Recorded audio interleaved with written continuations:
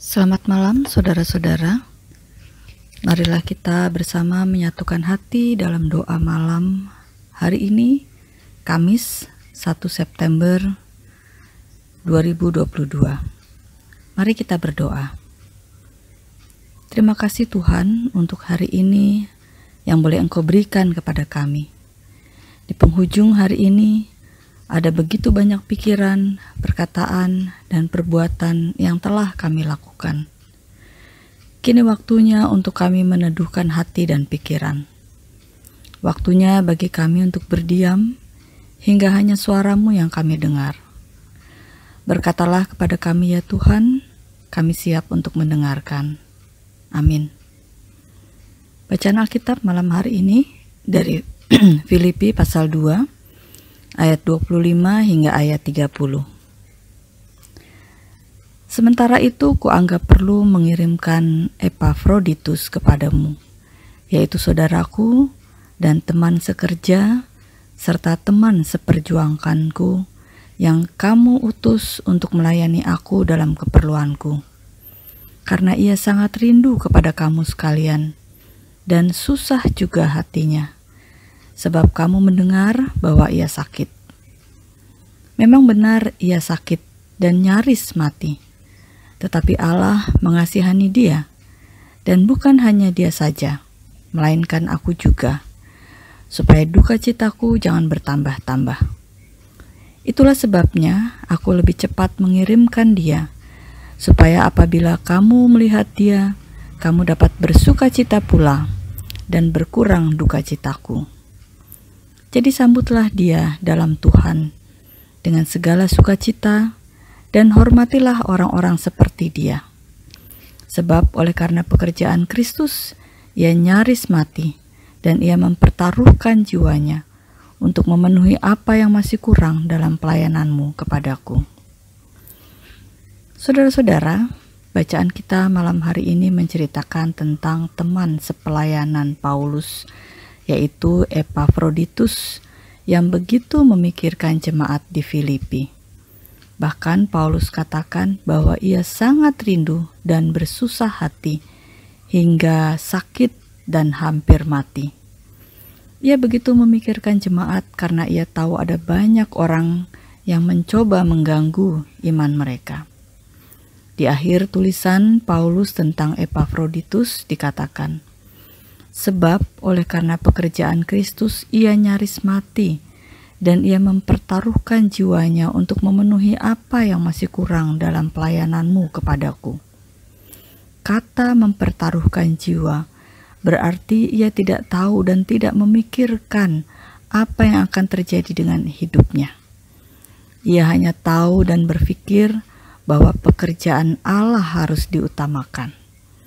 Epafroditus menerapkan arti dari melayani Tuhan bukan tentang kenyamanan dan kenikmatan pribadi, ataupun untuk mencari puji-pujian, melainkan untuk kepentingan Allah sendiri. Epafroditus dalam melakukan tugas pelayanannya hanya berfokus pada Tuhan Allah. Kehadiran orang seperti Epafroditus menjadi penghiburan bagi Paulus untuk sama-sama berjuang dalam pelayanan. Saudara-saudara, bacaan Alkitab malam ini mengajak kita untuk meneladani sikap pelayanan Epafroditus. Pelayanan bukan berarti hanya melakukan pekerjaan di gereja atau menjadi anggota majelis atau pengurus komisi.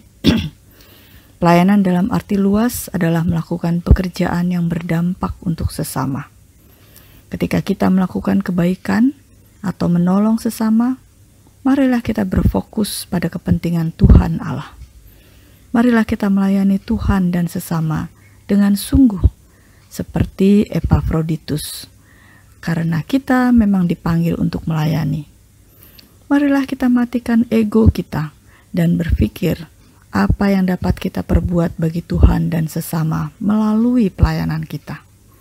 Jika kita melayani dengan berfokus pada Tuhan Allah, maka kita tidak akan kecewa apalagi mengeluh ketika menghadapi tantangan dan hambatan, atau ketika hasilnya tidak sesuai dengan yang kita harapkan. Melayanilah seperti Epafroditus, Paulus, bahkan Tuhan Yesus yang juga mempertaruhkan jiwanya. Amin. Mari kita berdoa. Terima kasih ya Tuhan untuk firman-Mu malam ini, yang mengingatkan kami untuk dapat melakukan pelayanan hanya berfokus pada Tuhan Allah. Mampukan kami untuk dapat meninggalkan ego kami ketika melakukan pelayanan bagi sesama. Mampukan kami untuk dapat seperti Epafroditus yang melakukan pelayanan dengan memberikan hidupnya dan jiwanya. Saat ini kami masih dalam masa pandemi, sekalipun jumlah terpapar sudah sangat jauh menurun dan juga kami sudah vaksin. Namun itu bukan berarti pandemi sudah berakhir dan kami tidak perlu lagi taat pada protokol kesehatan. Masih banyak orang yang memerlukan bantuan, baik itu bantuan dari segi materi, makanan, kesehatan, mental, bahkan pemeliharaan iman. Saudara-saudara kami yang selama masa pandemi tidak dapat ke gereja, tidak dapat mengikuti ibadah melalui media sosial, bahkan tidak dapat mengikuti doa malam bersama seperti ini. Keadaan mereka dengan berbagai kendala dan keterbatasan, sehingga tidak dapat mengikuti berbagai kegiatan pemeliharaan iman melalui media sosial. Saudara-saudara kami yang mengalami ketidakadilan atas hak yang seharusnya mereka dapatkan, yang tertindas dan tersingkirkan. Kami berdoa untuk saudara-saudara kami yang harus menata kembali hati dan hidupnya setelah mengalami berbagai peristiwa yang membawa kesedihan dan kedukaan. Tuhan, Engkau memberikan malam untuk kami pakai sebagai waktu istirahat.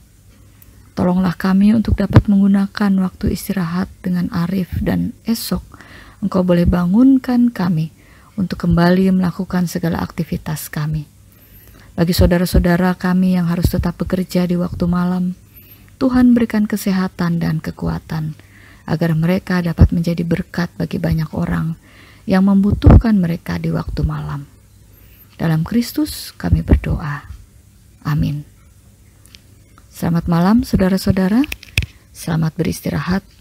Tuhan menjaga kita semua.